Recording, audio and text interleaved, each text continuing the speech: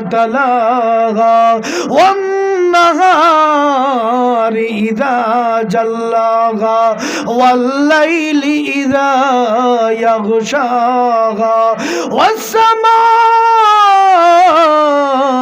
وما بناها সবের পড়ে পড়ে হা শব্দটা আছে والضحى والليل إذا سجى ما ودعك বড় বড় কাফিরেরা যদি আপনাকে পাগল বলে আমরা আপনাকে পাগল বলবো না এত সুন্দর মানুষ জিন্দেগিতে কোনোদিন দেখি নাই ওগো নবীজি আমরা সাক্ষ্য দিলাম আপনি আল্লাহর পয়গম্বর ছাড়া আর কেউ নয় আপনি এই মুহূর্তে আমাদেরকে কলিমা পড়াইয়া সঙ্গে সঙ্গে মুসলমান বানায়া দেন সুবহানাল্লাহ বিহামদি আল্লাহর নবী সাল্লাল্লাহু আলাইহি সাল্লাম এই সময় কলিমা পড়াইয়া অসংখ্য অগণিত মানুষদেরকে মুসলমান বানায়া দিয়েছে এই জন্য বন্ধুগণ আমার আল্লাহ পাক রব্বুল আলামিন বলেন ও পয়গম্বর আমি নুনের কসম কে বললাম কলমের কসম কে বললাম আমি আল্লাহর নিয়ামতে আপনি পাগল না আমি আল্লাহ ঘোষণা করলাম আপনি পাগল না সারা দুনিয়া যদি আপনার বিরুদ্ধে যায়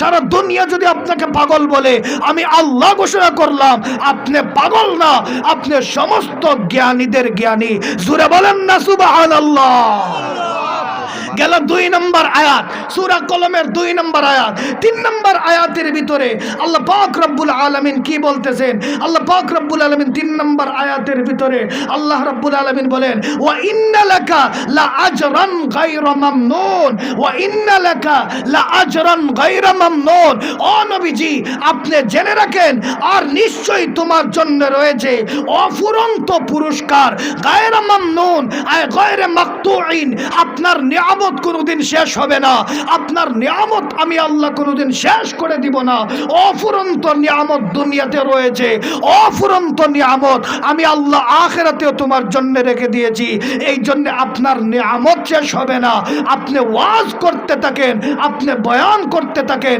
মানুষের ফায়দা হবে এই জন্য আল্লাহ বলেন আফালা ইয়ানজুরুনা ইলাল ইবিলি কাইফা খুলিকাত তোমরা কি দেখো না আমি আল্লাহ উট কিভাবে বানাইছি ওয়া আফালা ইয়ানজুরুনা ইলাল ইবিলি কাইফা খুলিকাত ওয়া ইলাস সামাই কাইফা রুফিআত দেখো না আমি আল্লাহ আসমান কিভাবে সমুন্নত করে রেখে দিয়েছি এরপরে আল্লাহ বলেন ওয়া ইলাল জিবালি কাইফা নুসিবাত আমি আল্লাহ পাহাড়কে কিভাবে পেরেক মেরে রেখে দিয়েছি তোমাদের কাছে উঁচা উঁচা বানায়া ওয়া ইলাল আরদি কাইফা সুতিহাত জমিনকে কিভাবে বিছানা বানায়া রাখছি এইগুলা কি তোমরা দেখো না আল্লাহ রাব্বুল আলামিন বলেন ফাযাক্কির আপনি ওয়াজ করতে থাকেন ইন্নামা আনতা মুযাক্কির কারণ আপনি একজন ওয়াজি লাস্তা আলাইহিম বিমুসাইতির আপনি দারোগা না আপনি শাসক না পিড়াইয়া মানুষ ভালো করা যায় না ওয়াজের মাধ্যমে রিক্কতে কলব হয় কলবের অন্তর একদম নরম হয়ে যায় তাদেরকে সান্ত্বনা দিতে পারবেন এই জন্য আল্লাহ বলেন ফাযাক্কির আপনি ওয়াজ করেন ইন্নামা আনতা মুযাক্কির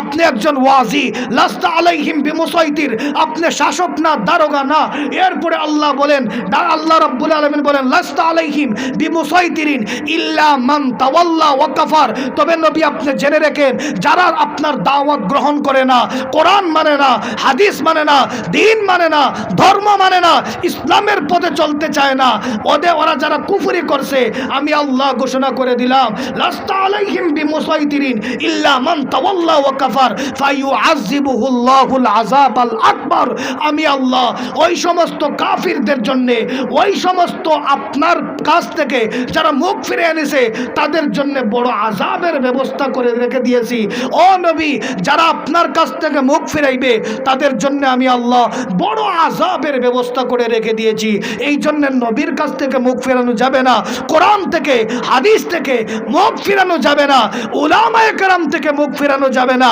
আজ আমাদের দেশে সবচাইতে বড় ফিতনা সাদ এটা ইন্ডিয়া থেকে ইন্ডিয়া বসবাস করে ইহুদিদের দালাল ওই ইহুদিদের দালালের মাধ্যমে 6টা লাশ বাংলাদেশে পড়লো এর আগে আরো একটা লাশ পড়লো এই যে একটা বড় ইহুদিদের দালালের মাধ্যমে ক্ষতি হইতেছে উলামায়ে কেরাম থেকে মানুষগুলো সরে যাচ্ছে যত মানুষ উলামায়ে কেরাম থেকে সরে যাবে আল্লাহর কসম সে তত দিন থেকে সরে যাবে ইসলাম থেকে সরে যাবে আল্লাহ থেকে সরে যাবে নবী থেকে সরে যাবে জোরে কোন ঠিক কিনা এই জন্য সাদকে অবাঞ্ছিত ঘোষণা করতে হবে।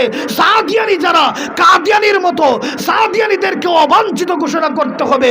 ওরা আলিম ওলামাদের উপর আক্রমণ করে, ওরা ছোট ছোট অবুঝ নাবালেগ ছাত্রদের উপর আক্রমণ করে ঢাকার মধ্যে রক্তাক্ত করে দিয়েছে। এত বড় জালেম, ওই জালেমদের অবস্থা কেমন হবে? কোরআনের বিধান, আল্লাহ রাব্বুল আলামিন বলেন, মান কাতালা মুমিনান মুতাআম্মিদান ফাজাযাউহু জাহান্নাম। যে ইচ্ছাকৃতভাবে কোনো মুমিনকে হত্যা করবে তার প্রতিদানটাই হইল জাহান্নাম, তার বদলাটাই হইল জাহান্নাম। ওয়া গাযিবাল্লাহু আলাইহি, আল্লাহর গজব তার উপর। ওয়া লানাতুল্লাহি আলাইহি, আল্লাহর লানত তার উপর। আল্লাহ রাব্বুল আলামিন সাদকে হয়তো পরিপূর্ণ হেদায়েত দান করো, আর না হয় সমূলে ধ্বংস করে দাও। সবাই জোরে বলেন আমিন। ব্রাদারেন ইসলাম, আমি যে কথাগুলো বলতেছিলাম আপনাদের সম্মুখে, আসলে এই দিকে যাওয়ার উদ্দেশ্য না আমার উদ্দেশ্য হইল কি আরেক দিকে যাওয়ার। এরপরে আল্লাহ পাক রব্বুল আলামিন সূরাতুল কলমের 4 নম্বর আয়াতের মধ্যে বলেন, ওয়া ইন্নাকা লা আলা খুলুকিন আযীম। ওগো নবীজি, আমি আপনাকে মহান চরিত্র দান করছি, মহান চরিত্র দান করছি, উত্তম চরিত্র দান করছি। এই মহান চরিত্র নবীজির কেমন ভাবে হইল, ছোট্ট একটা উদাহরণ দিব। আপনারা বসবেন তো সবাই ইনশাআল্লাহ? সবাই বসবেন তো ইনশাআল্লাহ? না উঠিয়ে যাইবেন? এই উদাহরণ আমি দিচ্ছি আপনাদের কাছ থেকে, এটা হাদিস শরীফ থেকে। আল্লাহর নবীর চরিত্র কেমন, খুলুকে আজিম কাকে বলে, খুলুক কাকে বলে, আখলাক কাকে বলে। খুলুক প্রথমত 2 প্রকার, একটা হলো খুলুকে জামিমা, একটা হলো খুলুকে হামিদা। খুলুকে জামিমা মানে অনিন্দনীয় চরিত্র, খুলুকে হামিদা মানে প্রশংসনীয় চরিত্র। তো নবীজির প্রশংসনীয় চরিত্র আবার 3 প্রকার, এটা হলো খুলুকে কারিম, এটা হইলো খুলুকে আহসান, এটা হলো খুলুকে আজিম। তো খুলুকে কারিম এক ধরনের চরিত্র, খুলুকে আহসান এক ধরনের চরিত্র, আর খুলুকে আজিম একমাত্র আপনার নবী, আমার নবী মুহাম্মদুর রাসূলুল্লাহ। সবাই একবার বলেন সাল্লাল্লাহু, আরো জোরে বলেন সাল্লাল্লাহু। কেউ যদি একবার নবীজির উপর দুরূদ শরীফ পড়ে, মান সাল্লা আলাইয়া ওয়াহিদাতান সাল্লাল্লাহু আলাইহি আশরা, কেউ যদি একবার নবীর উপর দুরূদ শরীফ পড়লো, আল্লাহ 10টা রহমত তার উপরে নাজিল করে। সুবহানাল্লাহ। সঙ্গে সঙ্গে 10টা গুনাহ মাফ করে দেয়, বলেন না সুবহানাল্লাহ। সঙ্গে সঙ্গে 10টা মর্যাদা আল্লাহ বাড়ায় দেয়, জোরে কন্না সুবহানাল্লাহ। এই জন্যে মুহাম্মদুর রাসূলুল্লাহ, জোরে কন্না সাল্লাল্লাহু আলাইহি ওয়াসাল্লাম। আল্লাহর হাবিবের চরিত্রটা হচ্ছে মহান চরিত্র, খুলুকে আজিম। নুরুল আনোয়ার একটা কিতাব আছে, নুরুল আনোয়ারের মধ্যে খুলুকে আজিমের ব্যাখ্যা দিয়েছেন কি, ওয়াসসালাতু আলা মান ইখতাসসা বিল খুলুকিল আজিম ফা তাফসীরুস সালাতিল ওয়াজিহুন। ও আল্লাহ এখানের মধ্যে নুরুল আনোয়ারের মধ্যে খুলুকে আজিমের ব্যাখ্যা দিতে গিয়ে বলেন, হাদা গরিবুন জিদ্দান, নবীজির একমাত্র নবীজির মধ্যে পাওয়া যায়, আর বেশিরভাগ মানুষের মধ্যে পাওয়া যায় না। খুব সাজ নাদির মানুষের মধ্যে খুলুকে আজিম পাওয়া যায়। কেমন ভাবে নবীজির খুলুকে আজিম? আল্লাহর নবী সাল্লাল্লাহু আলাইহি ওয়াসাল্লাম মক্কাতুল মুকাররমার মধ্যে একবার আছেন। তো মক্কাতুল মুকাররমার মধ্যে থাকার পরে আল্লাহর নবী একবার ফজরের নামাজ শেষ করার পরে আল্লাহ রাসূল সাল্লাল্লাহু আলাইহি ওয়াসাল্লাম আবু বকর ওমরকে নিয়ে পরামর্শ করতেছেন, দিন কিভাবে প্রচার করা যায়, ইসলামের দাওয়াত কিভাবে দেওয়া যায়, মানুষদেরকে দিনের দিকে মোতাওয়াজ্জা কিভাবে করা যায়। রুমের মধ্যে বৈশা পরামর্শ করতেছেন।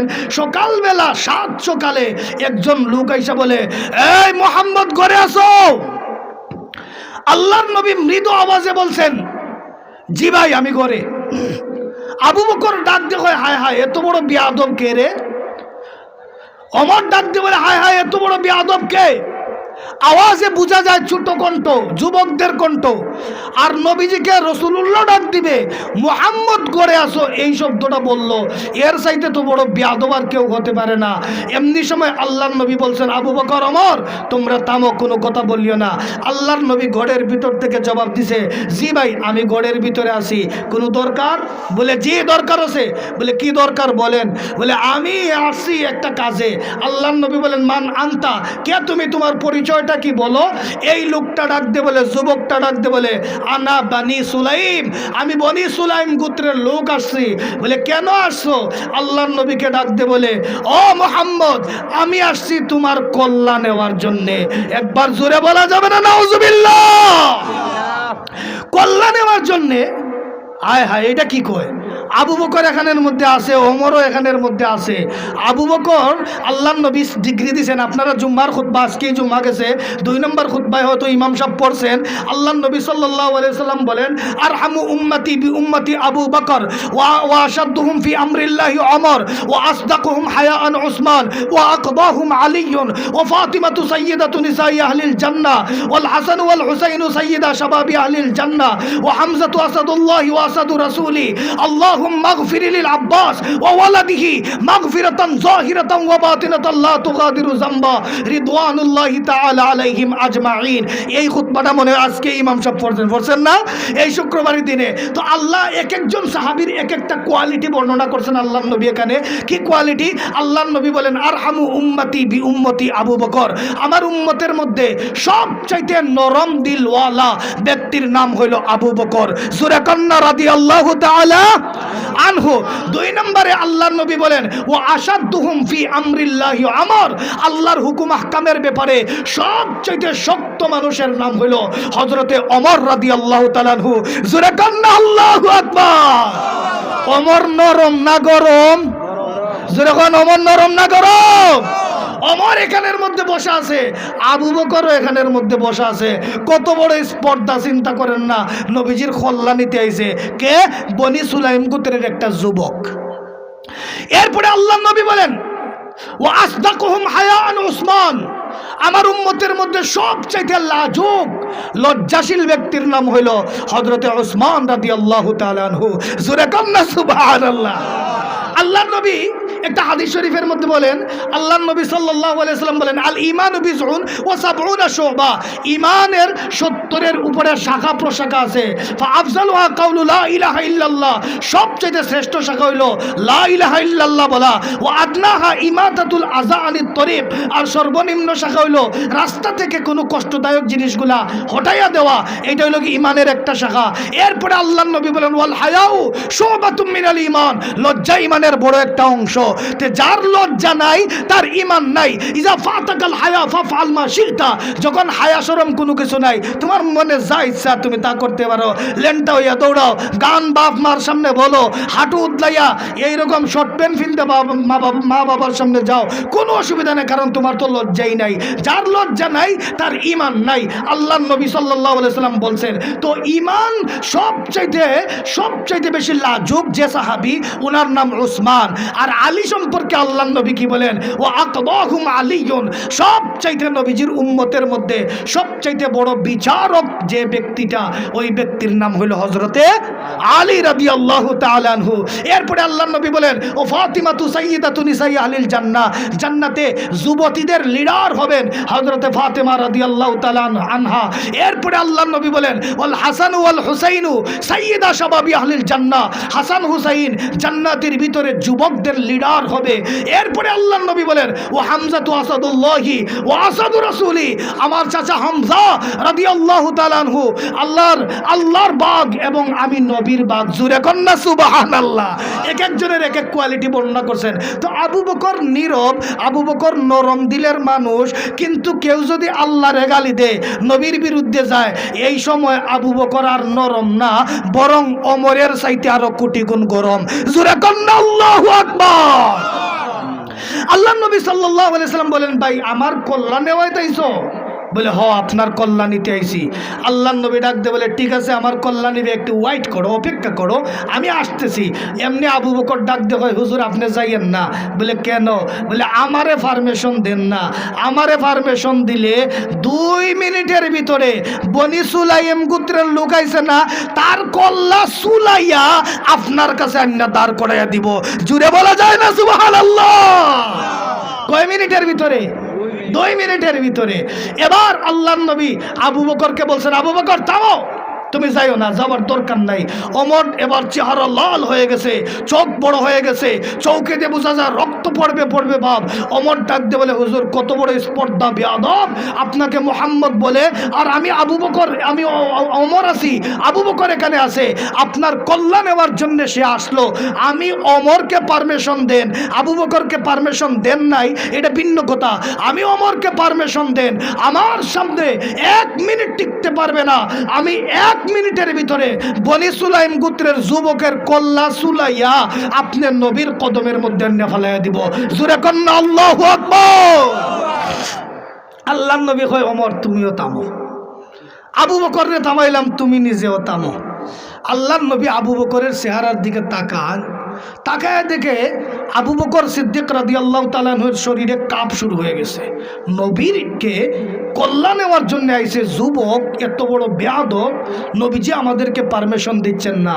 এবার আল্লাহর নবী ডাক দিয়ে বলে, ও আমার সাহাবী আবু বকর, ওমরের রাগ একটু বেশি আমার জানা আছে। তুমি তো রে আবু বকর কোনোদিন রাগ করো নাই, আজকে কেন তুমি রাগ করে তার কল্যাণতে যাইবা বললা? এমনি হযরত আবু বকর ডাক দিয়ে বলে, ইয়া রাসূলুল্লাহ ওয়া ইয়া হাবিবাল্লাহ, ওগো আল্লাহর পয়গম্বর, আমি আবু বকরকে কেউ যদি গালি দেয় আমি কোনোদিন তার প্রতিবাদ করি না। ওগো নবীজি, আমার কলিজার টুকরা মেয়ের প্রতি জিনার তুহমত দিয়েছে, আমি তার প্রতিবাদ করলাম না। আমারে মক্কা ছাড়াইয়া মদিনাতুল মুনাওয়ারার মধ্যে পাঠাইছে, আমি তার কোনোদিন প্রতিবাদ করলাম না। কিন্তু আল্লাহর হাবিব আপনি জেনে রাখেন, কেউ যদি আমার সামনে আমার আল্লাহরে গালি দেয়, আমার নবীর বিরুদ্ধে চলে গো নবী, আমি তারে জামাই আদর করে ছাড়তে রাজি না। এখনো সময় আছে, পারমিশন দেন, আমি বনি সুলাইম গোত্রের যুবকের 2 মিনিটে তার কল্লা সুলাই আপনার কাছে আনিয়া দিব।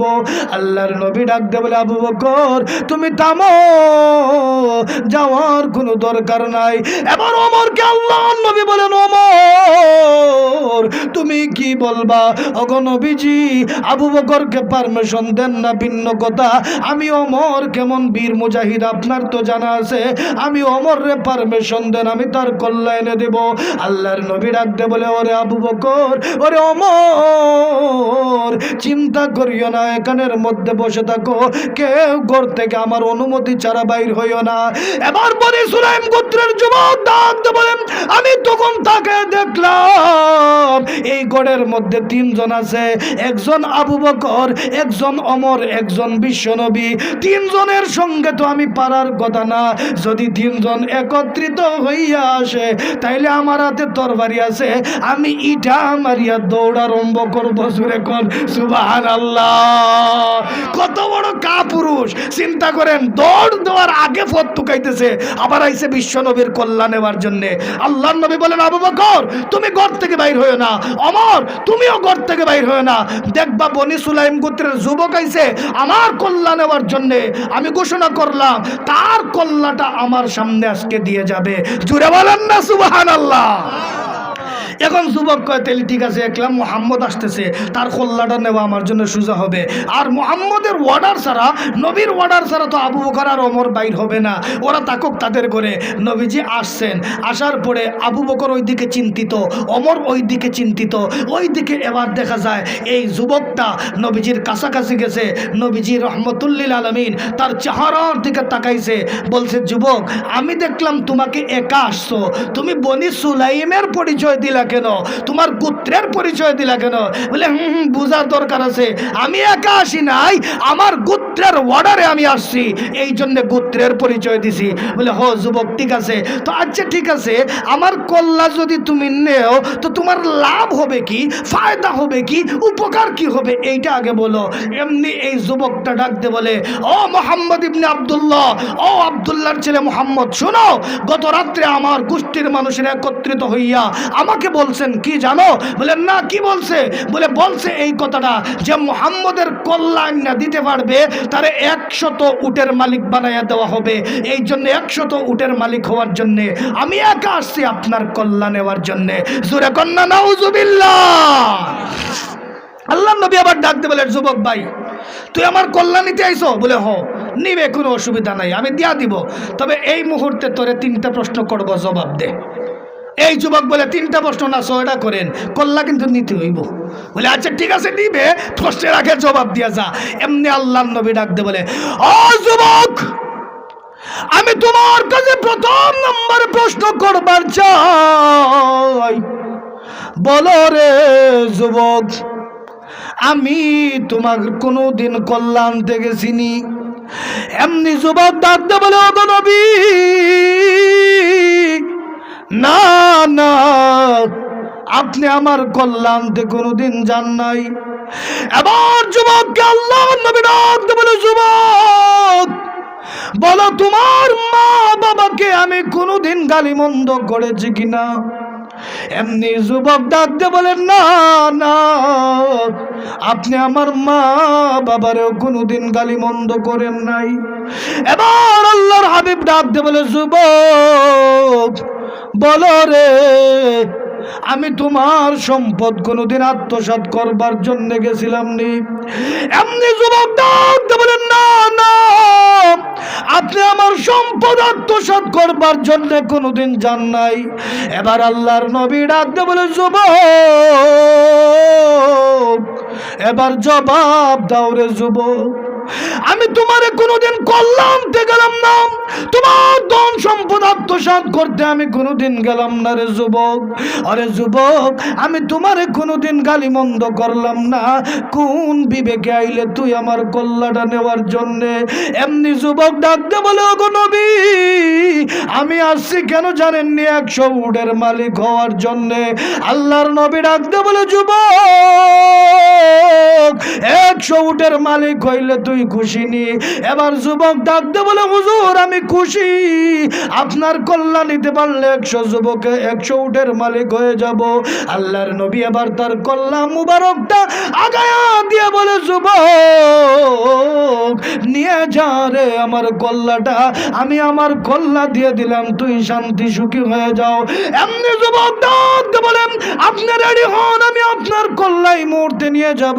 আবু বকর চটপট করতেছে, ওমর চটপট গড়ের ভিতরে করতেছে। এবার যুবকটা যখন তরবারি হাতের মধ্যে নিছে, সঙ্গে সঙ্গে যুবকের শরীরের মধ্যে আল্লাহর পক্ষ থেকে জালজালা কম্পন শুরু হয়ে গেছে। জুড়ে বলেন সুবহানাল্লাহ।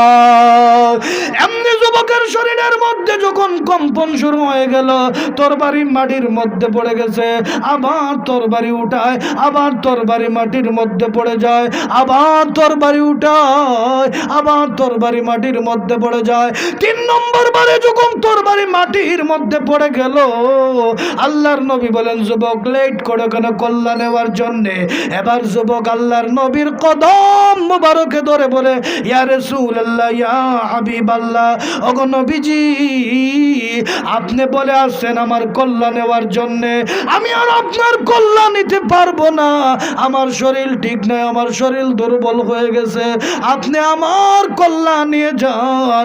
আল্লাহর নবী ডাকতে বলে, যুবক রে, আমি আল্লাহ রাব্বুল আলামিন, আল্লাহ আমারে পাঠান নাই কারো কল্যাণ নেওয়ার জন্যে, দাঙ্গা হাঙ্গামা পয়দা করার জন্যে, ফিতনা ফাসাদ সৃষ্টি করার জন্যে। এবার যুবক ডাকতে বলেন, লিমা বাসা ইয়া রাসূলুল্লাহ, ওগো আল্লাহর পয়গম্বর, আপনি কেন দুনিয়ার মধ্যে আছেন? কিছুক্ষণ আগে না বলছেন ওমরকে, আবু বকরকে, আমার কল্যাণটা আপনি নিয়ে যাবেন, আমি আমার কল্যাণ আপনার কাছে দিয়ে দিলাম, আমার কল্যাণটা আপনি নিয়ে যান। জোরে কোন সুবহানাল্লাহ। এমনি আল্লাহর নবী ডাকতে বলে, যুবক, না না, আমি কারো কল্যাণ নেওয়ার জন্য আসি নাই। তাইলে লিমা বাসা ইয়া রাসূলুল্লাহ, ওগো নবীজি আপনি কেন গো দুনিয়ার মধ্যে আসছেন বলে দেন। আল্লাহর নবী ডাক দিয়ে বলে, বুইস্তু লিউতাম্মিমা মাকারিমাল আখলাক। ওরে যুবক, উত্তম চরিত্র বিকাশের জন্য, উত্তম ব্যবহার শিক্ষা দেওয়ার জন্য, উত্তম চরিত্রবান মানুষদেরকে বানানোর জন্য মহান আল্লাহ রাব্বুল আলামিন আমাকে দুনিয়ার মধ্যে পাঠায়া দিয়েছে। জোরে বলেন সুবহানাল্লাহ। এমনি যুবক ডাক বলে, ইয়া রাসূলুল্লাহ, ইয়া হাবিবাল্লাহ, ওগো নবীজি আপনার চরিত্রের মতো চরিত্রবান আমারে বানায়া দেন। আল্লাহর নবী ডাক দে বলে, এমন চরিত্রবান তুমি হতে পারবে না যতক্ষণ পর্যন্ত ঈমান না আনছো। এবার যুবক ডাক দে বলে, হুজুর আসছিলাম আপনার কল্যাণ নেওয়ার জন্য, আর কল্যাণ নিব না গো, আপনি আমারে কলিমা পড়ায়া দেন। আল্লাহর নবী ডাক দে বলে, যুবক যাও রে গোসল করে আসো। এবার যুবক যখন গোসল করে নবীজির কাছে আসলেন, আসার পরে আল্লাহর নবীকে বলছেন, নবী গো আমি গোসল করে পাক সাফ হয়ে আপনার কাছে আসছি, এবার কি বলবেন বলেন। আল্লাহর নবী ডাক দে বলে, ও ওমর, ওরে আবু বকর এবার বাইর হইয়া আসতে পারো। তিনজন একত্রিত হইয়া যুবককে এবার নবীজি ডাক দে বলে, যুবক এবার বলো, লা ইলাহা ইল্লাল্লাহু মুহাম্মাদুর রাসূলুল্লাহ সাল্লাল্লাহু আলাইহি ওয়াসাল্লাম।